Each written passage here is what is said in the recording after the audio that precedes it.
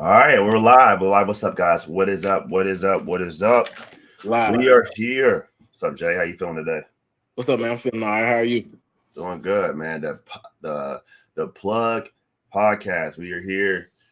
Episode three. Episode three. We're gonna be talking about the future advancements in this EV space, man. It's a lot of new things happening, and we want to show you what's to come in this EV space. So we got a lot of cool topics we'll be talking about today. Um, Absolutely. and I think the biggest thing today is talking about, what's to come, like what's the future look like, what's the future hold for EV owners and potential future EV owners that are getting into this space. We have a lot of things, a lot of kinks. I feel like with anything, right? When you first Right. start something, Right. there's always gonna be some kinks or a few things that need to be worked out to perfect the process. Like I don't think anything's perfect the first time it's made. So um, Yeah, that's what any inventions. yeah, I definitely agree with that. So I think today, I think one of the biggest things people are most concerned about is the battery, right? So the batteries of these EVs and how long and how much range you have and how long it takes to charge. I think Hmm. that's one of the biggest things people really are concerned about. And I feel like uh, with these new solid state batteries that are coming out, they're supposed to double the drive time, right? So double the mileage you get from driving these batteries. And companies like Toyota, Volkswagen, and a few other ones are doing that, man. I think that's going to be a really big innovation. What do you think? I mean, yeah, absolutely. Yeah, I agree. Because I feel like with just think about it, like right now, I think the highest battery, the Lucid has the longest battery range of 500 miles. Hmm. So with these solid state batteries, I think cars like Toyota, Volkswagen, you see I think the Tesla, the long range I guess it's like 350 or 400, so a little Hmm. shy of that. But I feel like once these batteries start getting longer range, I feel like a Yeah. lot more people will be open to actually driving them and getting into them. Right. Absolutely. Absolutely. Yeah. So, um, but yeah, so it's definitely. What you think about that? Like if you were an EV owner and right now you're seeing that a battery only does 200 to 250 to maybe 300 miles per charge, Hmm. would that discourage you, or like how would that make you feel, like as as you're looking at it, and as most people are looking at that for the most part? I mean, I can't say that it would discourage me. I would just kind of research and study and see that. I mean, just like you said earlier, that it's always going to be some type of kinks and some cons to everything. So I would do a lot of research. I won't get discouraged, because I'm the type of person I don't get discouraged about stuff because I know it's a solution for everything. Um, so one thing about like the batteries, like I would try to figure out what technologies is used in EV batteries. What technology is used against with these batteries, and one main thing that I research is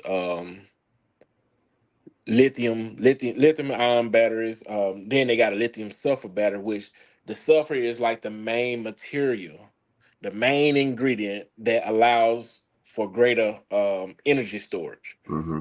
Right. So um, lithium ion battery can go through thousands of charge cycles and provide a long lifespan for their EV travelers and stuff like that. So that's one of the biggest things with the batteries, like because I can give a list of what technology is used in EV battery. I can give you a whole list, but lithium always the battery that comes out on top. Like they is like the number one to me. Yeah, And it's probably one of the yes, most common for sure. Yeah, I agree. and so who is inventing or who is developing new EV battery technology? I think the most impressive company I saw on the market that's still coming out is that it's Saku, right? They're Yeah. creating which is impressive, right? Because you look at the batteries that are out in the market now. Let's, for example, like the Tesla battery. That's I think like a few hundred pounds, maybe 100, maybe to almost to a ton, Hmm. and that's the majority of the vehicle, right? When you're really buying most of these electric vehicles, you're buying the battery, or AKA the engine, that powers that car, that vehicle. Hmm. But Sakula's coming out with a battery that's now the size of a deck of cards, right? Playing cards. So it's super small, super light. But that Wow. changes the entire game, right? So if you have a battery now that's that light, and but it can still charge and get a car to go over, they're talking about it going up to 1,000 miles per charge. So you look at, like, now we're gonna look at the dynamic of the car, right? So without that heavier battery, now the car is super light. So if it's super light and it has that power, it probably can go even faster than what they already can go now. So that's crazy, because like a lot of those cars already can go pretty fast. So now we're looking at, like, okay, a car that's lighter, and it's 3D printed, right? They 3D print these batteries. So these 3D printed batteries um, now are Hmm.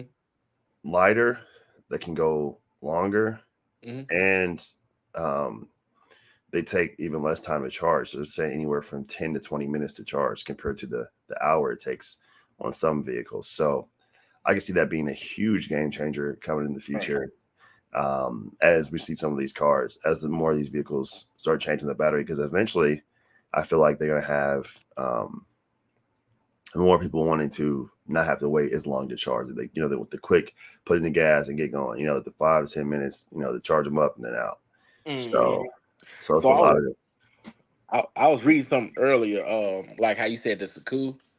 So Yeah. they actually have an EV technology called the Roadie. You ever heard of it? Oh yeah, other the roadie. Mm-hmm. So, and the way it was described in something like that, we have, or if other people have transits like stackables, like the Mm-hmm. stackables that can give you a more wide range and more, travel range and stuff, and it fits it fits all charging needs, like, and that's why I was studying on the Spark Charge app and the website, and they got a lot of reliable information that, I see that we kind of following under their prints, because they like very up to date with everything. So Yeah. Yeah. um Shout out to them, and they got some great stuff that they're working on over there. And great company. And I feel like they kind of really was able to create a battery that allows mobile charging, right? So Mhm. um, Mhm. and they're doing some good stuff, good work over there. I like their company. It's not to mute your mic for a second. Mute your mic. Okay. Yeah, we'll edit that out. But yeah, it's a lot of I would say, with trying to think about with the roadies and with Spark Charge, they kind of paved the way for this industry to be able to make a change, make a difference. So ever since that organization has been able to go on to Shark Tank and get Mark Cuban to tap in with them and to invest into their company, they kind of skyrocketed, leading us to create our company of EVMobileConnect here in the Indianapolis market. So shout out to them for being an inspiration, and allowing us to build and help support EV owners throughout the Midwest as well. So I think that's pretty dope. I think it's pretty good. A lot of different batteries are coming out. We have mobile batteries. We have batteries in cars. We even have, trying to increase the level, the charging, the chargers, trying to increase those, improve those. So they can be a faster charging station right now. Like a lot of these chargers at the charging stations, they're 350 kilowatts, but majority of the time you're not getting that. You're not gonna be getting 350 kilowatts to your car, because that's, most vehicles can't handle that much wattage at a time. So you're typically getting 100 to 250 max, probably, um, to your vehicle, so that you're able to charge at that rate. So it's a lot of interesting things that are happening, that are coming up. We'll definitely have to bring some more EV experts that are developing some of these technologies, to come and talk and share about their technology on this platform as well. But yeah, man, it's exciting. It's exciting. Yes, Exciting what's absolutely, happening. absolutely. So what about the what we call it, the EV grid? um Yeah, yeah. Talking about the EV girl, we see like over at the University of Purdue University in Lafayette, they're creating like the charging, literally. you can charge it as you drive, which is pretty impressive. You know, shout out to those engineers out there that put that together. So essentially, they're putting it into the roads, right, where the vehicle will drive down the road and be able to get charged up while driving. So I think that's pretty impressive.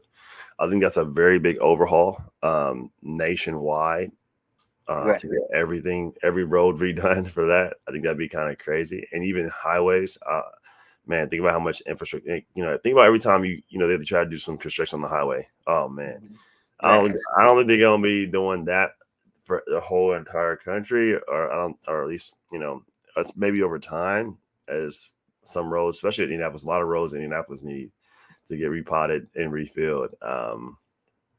But I think if they did that, that'd be awesome. But I will one thing I would suggest if I was on that committee is to instead of using concrete to redo the floors, they should use recycled tires. I think that is a lot that technology I've seen from this Nigerian inventor and engineer was probably the most impressive I've ever seen. They used um, recycled tires for Really? the streets, and because they use recycled tires, right? Like tires on your car, it's a lot more durable. Hmm. It's a lot more durable. It's water resistant, so the water just like soaks right through it. So there's no like leakage. There's no potholes at that point anymore. So you don't have to worry about any more potholes. In Right. nice in your car. Destroy your vehicle. Yeah, and it's better with the give, right? So like with concrete, there's no give, and it's a lot of like it doesn't absorb any of that pressure or any of that force when you're using tires, right? When you're using the recycled tires, there's a lot of give. So even for those people who like myself that want to get out there and run and don't like running on concrete, it'd be a great alternative, right? To it's Right. almost like a track field. You know, if you've been on a track field where it has like the rubber type Hmm. ground, it's a little bit Absolutely. more giving. Yeah, that's what it's going to be like for the vehicles. Hmm. And you see that's why they use it for tracks. It gives speed and it gives a lot of that pressure. So we see a lot of that new technology at the Olympics this year. So it's a lot of Kind of good things. better grip too. Yeah. So and then I think it'll be a less resistant when it comes to so like driving on the speed and also being able to stop stuff like that. So I think that's something they can look into as they're building out this EV infrastructure. If they do rebuild the streets, is to add that in there, add that add that technology, so it could be not only better for the roads, better for your car, right? Because I know, especially in Indianapolis, man, you hit those potholes, you go blow out a tire, damage your vehicle. That stuff is annoying. So, Yeah, absolutely. yeah, so I know Absolutely. they don't want to do that. They don't want to do that. And then, as we see, like I think the biggest thing is which we will be seeing. This is a lot more charging stations everywhere. Yeah. I I believe that there'll be like at every single gas station, it's going to be at least they're going to start with maybe one or two, maybe three or four, and next will be 8 to 10. Right. Charging stations at every gas station. So you'll start seeing people charging up and also getting gas until I honestly feel like that they're going to start slowly, like making gas less and less available. What do you think? Right. Absolutely. I believe so because where do all gas come from? The ground. Right. So that's why like it's a lot of countries like even Europe and stuff like that have thousands of charging stations. Hmm. China have probably millions of charging stations. China's definitely leading the way for sure. And once you get to that level where you have like more charging stations than gas stations, that's like you're gonna push the B side away and just this gonna be our main focus is straight energy, straight even solar and stuff like that. Like anything that's dealing with energy and clean like light and stuff like that, that they will push gas. Gas can kill. Gas have many explosions. Gas have a lot of chemicals added to it. It's just not good for human consumption, right? Yeah, and it's polluting the air, obviously, with the as you make it, as you use it, all that. Um, Mhm. and I do see, one thing I seen was pretty cool. I was doing some research and I saw it was a city in China that was fully electric. They didn't have any more gas stations, and it was so quiet. The city was quiet because the EVs are quiet Hmm. right? So the guy was on the street showing all the EVs that they had driving around, and it was just so quiet. So think about cities like LA, New York, these bigger cities where they're so hustling, but all those cars and Yeah. beeping and all that. When that goes electric, it's gonna be the sound's gonna go way down. So I can see that being crazy. That'd be kind of cool to see. You know, a city like that to their the amount of sound they're letting off to kind of just drop, and then people to be like, oh wow, like obviously it won't be immediate change. It's probably gonna be so subtle over time that people won't really notice the change. But for people who haven't been there in a while come back, I think they'd be Yeah. like, whoa, it's quiet. Like I would love to see that, but I feel Yeah. like Me too. the biggest thing is getting people. It's going like with anything. People never. I feel like it's never opportunity where everyone just jumps on the board immediately. I think it's always going to be a slow progression off. Like it's going to be people that are ready to jump on really quickly, and some people that wait and wait Right. out until the Right. last minute. Right. That's even, and I don't want to get off topic, but sometimes that's even with like if someone that doesn't believe in God and doesn't follow Jesus and stuff like that, it'll take people like a lot of time just to get on board because it's a lot of people afraid of being exposed to the truth. They don't want to just believe any and everything. So when we Yeah, speaking of the EV space, people don't want to believe any and everything. They rather just see it. yeah, So once they start seeing it more and more, they're not gonna want to be the outcast. Like, oh wow, I ain't got one. Why I ain't got one? So I'm finna get one now. yeah, Everybody gets it. So when now we starting to see police officers and stuff like yep, that having electric vehicles. So that's even with I'm gonna make it's a joke. Don't take me serious, but even with criminals, the one that runs from the police, hey, electric vehicles is way faster than them gas vehicles that y'all driving. So yep, y'all come on board, man, get the EV. yeah. So yeah, that You're right. like There's always I think a lot of people are just very slow movers, and a lot of people are followers. So within even with the ministry of God as he was sharing, it's kind of blows my mind as I see like if someone I saw like was doing all these miraculous miracles, healing people, and then was crucified and was brought back to life. I think I would believe that God too. Like I don't know right, how you see all this stuff that's written in your books, in your holy books, right. and you know the Torah and all that stuff, and it's like, and they did not believe. Like, how do you not believe? Like after, I don't know. That's just, but it's hindsight is 2020, bro. Like it's always like it's easier to be like, oh, I would have did this back in the day if I was there, but we face stuff today too that's very challenging. And like you said, with these fleets, right, that are going with police cars that are getting fully electric. We're seeing, like UPS, FedEx, Amazon, all their Yeah, trucks are electric. So we're seeing like the big movers all already move off into electric vehicles.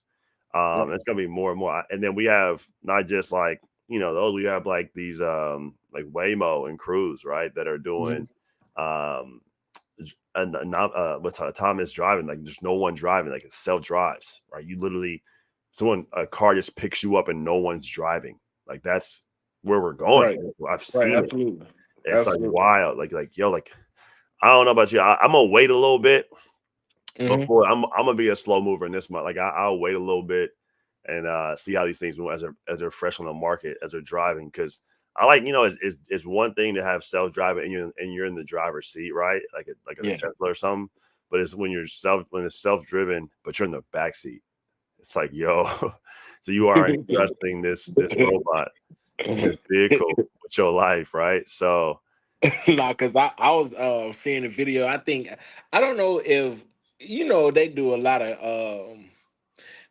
of editing and Photoshop and stuff like that. So I was looking at this video and this one car. It seemed like they was in a mall parking lot, and this car, like you said, driving, and then nobody in it, and one car with somebody in it was trying to bag out the parking spot, and the one that had the robot in it, I say the invisible person would not move out the way, and I'm gonna tell you why it wasn't moving out the way because the other car was moving. which I was like, Yeah. that's backwards. Like, why is it not moving to get out the way? Yeah, it was But probably cars some of the like that, programming. they program to the point where if they hit you, okay, they know it's their fault. They know they're gonna have to change something with the whole car. Hmm. But if you hit their car, it's nothing that they done. It's something that you did. So man, the EV space, like the people that's creating and the developing, man, they is smarter than what you think. Yeah, it's happening, man. It's really happening. We're seeing this stuff going. And it's interesting seeing as they're building and developing this out, and we get more of Mhm. those vehicles because it's going to help, but it does hurt people too, right? So I don't want to talk Yeah. about all the good and the good without talking about the bad. Like it does remove a lot of jobs, right? So everyone who's driving Uber, Lyft, Yeah. be prepared to make that shift because they're coming for your jobs, right? AI technology, robotics, Hmm. automation, all that's coming for these manual jobs because the crazy thing about these self-driving cars, they never need a break. They don't need to take no vacation. They don't gotta use the restroom. Uh, Right. they go nonstop until they need to get recharged up and then back on the road. So I it's mean, I hard to wonder compete. if like the self driven cars and stuff like that, and that's carrying somebody to get them to work or even to travel or like carry them to out of state. Is it something like because we even need to get involved with that because I want to know, is this something that they type on the back stream in the back seat saying, hey, I want to stop at this gas station right here Hmm.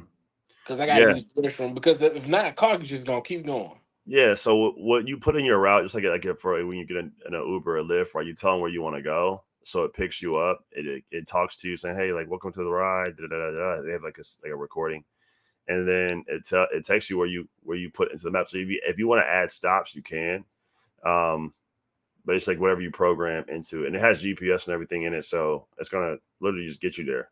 So I think it's Mhm. cool, like it's dope. Like I don't get me wrong, I'll definitely try it. So let's say you don't personally feel like driving somewhere and you just want to ride in the back and work or be on the phone or take a nap, and Mhm. you had that luxury of doing that, and boom, like the car gets you there, and that can be very very valuable to some people who need to do work. Let's say you have you're working and you need to submit some proposal or need to submit some stuff before you get to the next your office or something, and you need that extra half an hour to an hour just to get that work done. So I don't know. yeah, I probably wouldn't take a nap until like over a year when I start. yeah, I feel you on that. That's definitely true. I think that's being really really trusting in the vehicle. So At least I don't know because I don't know because even with my wife, I be having to press this invisible brake on the passenger side because she's yeah. driving too fast, too close to people. So I just got to feel where it's at for me to trust that. But hey, I think it's a great idea.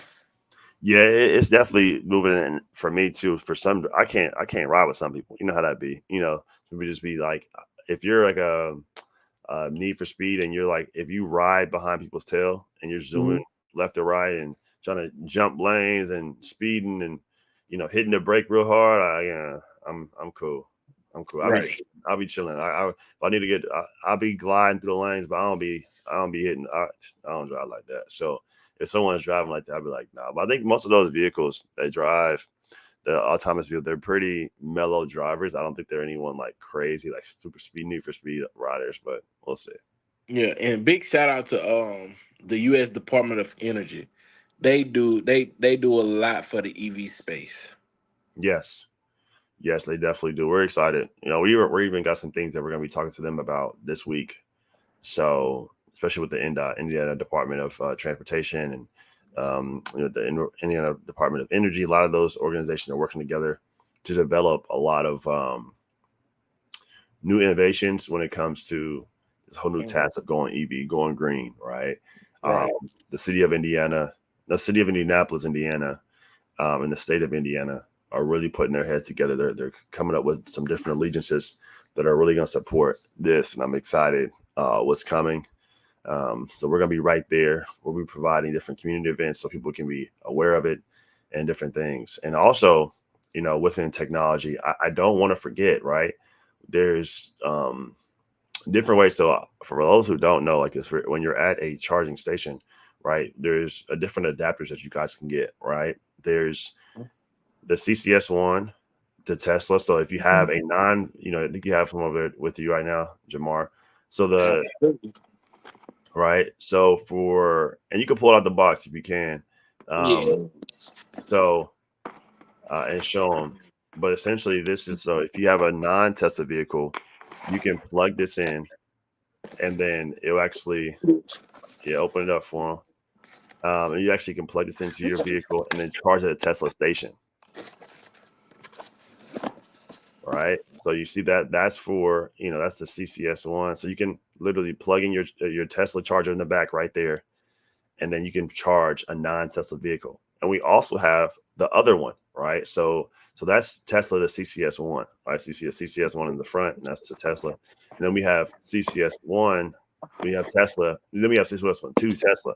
So if you have a CCS one charger, which is like Ford, Kia, stuff like that, Toyota, you can then Hmm. go charge at a Tesla station. So now this opens up more opportunities for you to charge.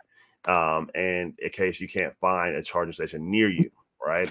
And in Right. worst case, if you get stuck, you know who to give a call. EVMobileConnect. If you stall, if you go down, battery dies, give us a call. So would So these be on our website, right? these are currently on our website. Um, Best. yeah, so you guys can go ahead and copy some there. It's very, very important that you guys have these in your trunk at all times. Hmm. So in case something happens and you guys need to just get a quick charge, boom. It's almost like a part of the emergency kit for EVs. So we also have a few things as well talking about emergency kits. Like we have, tire kits, we have Yeah. full out battery kits, everything you need to make sure you're prepared in case of emergency happens, right? You don't want to be stuck on the side of the road and not have these tools in your vehicle. We'll be talking about that as well. I know we have the tire repair kit. So if you get a spare, if you get a flat tire or if you get a nail in your tire, we actually have a kit that can help you get that replaced and get you back on the road to repair that tire. Because I know those Tesla with tires are really expensive. I know those other vehicles too have really expensive tires nowadays, right? So if you can save some money, repatch that tire up within 30 minutes and save you two 300 maybe even 500 $600. I think that's very, very important. So Yeah. man, yeah, So we if got you some things for you guys. so if you do invest into one of the chargers, you should see a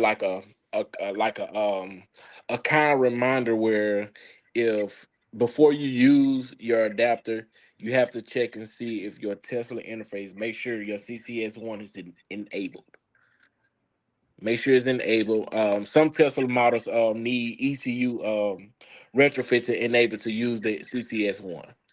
So that's just a kind of reminder. Like, make sure everything's enabled. Make sure that you do everything properly because you don't want to damage nothing to the car. You don't want to damage nothing to your port where you charge it. Just make sure you very careful on how you charge, handling your material and stuff like that. Yeah, and we'll be coming out with some tutorial videos that you guys can watch on our YouTube as well of how to actually use this, and actually how to get it installed and use it at the different charging stations so you can charge up. So we'll be having that. So make sure make sure y'all subscribe and to our YouTube, Instagram, and TikTok. And it'll be there as well. So we're gonna be giving you guys so much information. We want to educate you guys. Also, shameless, but there might be opportunities in the future as well. So if you know any electricians that want to get certified of how to fix, install, and manage EV charging stations, we might have some courses coming out for that. We'll be teaching that as well. So shameless plug. Just like if you know any electricians that we're looking for some extra work that's going to be expanding out throughout the state of Indiana, we might have some opportunities for you guys. So, man, that's some exciting stuff that's coming out. I'm excited. The world is going greener and greener, and things are happening.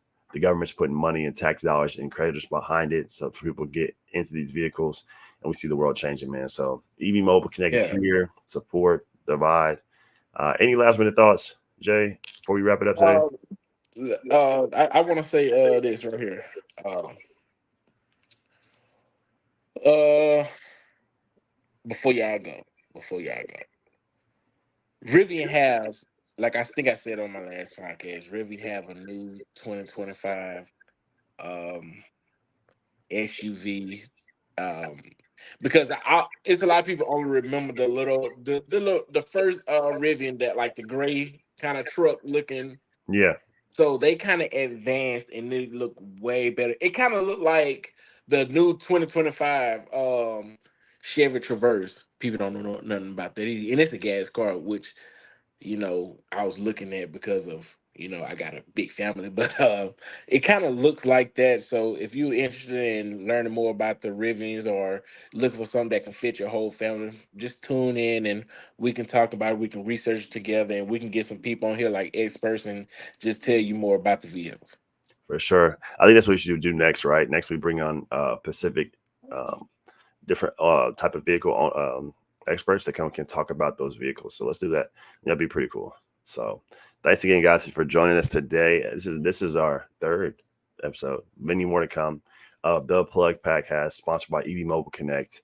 If you stall, give us a call. We're here to service you mobily. If your electric vehicle goes down, gets stuck, battery dies, we can get you to the next station. So without further ado, God bless you guys. Make sure if you guys need these products, you tap into our website, EVMobileConnect.com, to get your emergency kits, tire replacement kits, all that, chargers, ports, adapters, everything you need, EV.